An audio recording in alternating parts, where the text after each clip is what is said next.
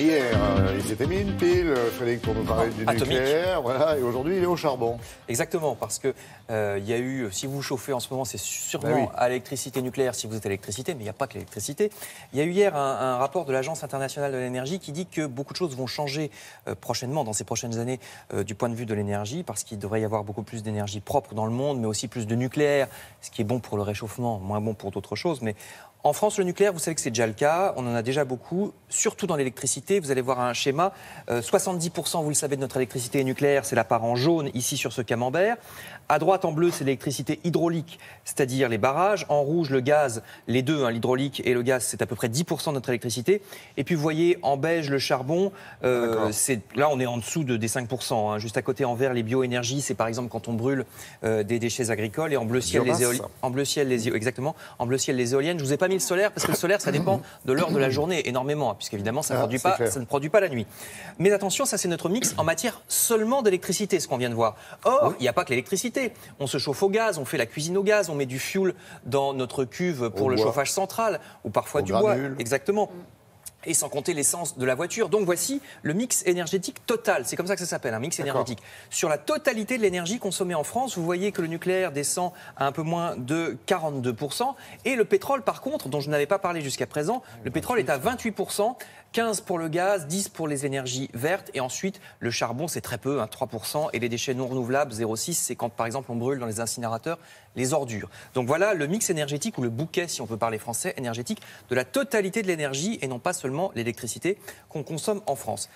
Et la France, c'est un cas très particulier. Si on regarde le monde entier maintenant, c'est complètement différent.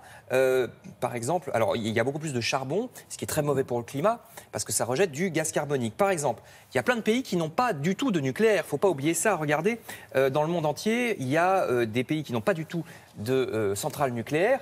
Par contre, le pétrole est très très utilisé. C'est le numéro 1 de l'énergie. C'est plus de 30% de l'énergie totale consommée dans le monde, le pétrole. Je vous rappelle que chez nous, par contre, le charbon a presque complètement disparu. Ce n'est pas le cas dans le monde. Vous voyez ici une mine en Chine.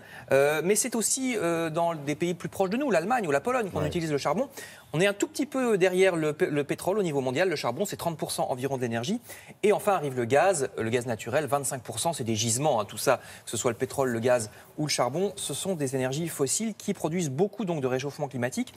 Alors si on les utilise moins, ça sera bon pour la planète, forcément, mais ça va complètement changer les rapports politiques dans le monde. Parce que les pays du Golfe, par exemple, si on n'utilise plus leur pétrole, Arabie Saoudite, Iran, Irak, etc., ils auront beaucoup moins de poids politiquement, puisqu'on aura moins besoin d'eux. Gros problème également pour le Nigeria, qui vit quasiment que de son pétrole.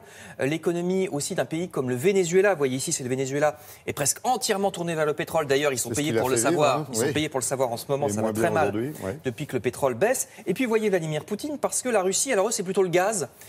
S'il n'y avait pas le gaz, la Russie aurait très très peu de produits d'exportation. Est-ce qu'elle aurait assez d'argent, par exemple, pour entretenir son armée? Pas forcément. La fameuse société Gazprom. Voilà, Gazprom, qui est la société numéro 1 du gaz là-bas. Alors, on vient de voir un ours polaire. Pourquoi? Parce que si on utilise moins ces énergies fossiles, ça sera bon pour le climat, donc pour les ours polaires. La banquise fondra moins. Ça changera beaucoup les relations géopolitiques. Et par contre, si on remplace ces énergies fossiles par du nucléaire, il y aura le problème des déchets et des accidents dans des pays qui n'ont pour l'instant pas de centrales nucléaires. Il faudrait des énergies vertes, mais pour l'instant, on est très très loin d'en avoir assez pour produire de l'énergie pour tout le monde. Oui, en termes de géopolitique, il ne faut pas oublier Trump qui veut relancer aussi la production de charbon, réouvrir les centrales, etc. D'ailleurs, qui remet en question tous les accords dont on parle encore en ce moment. Merci.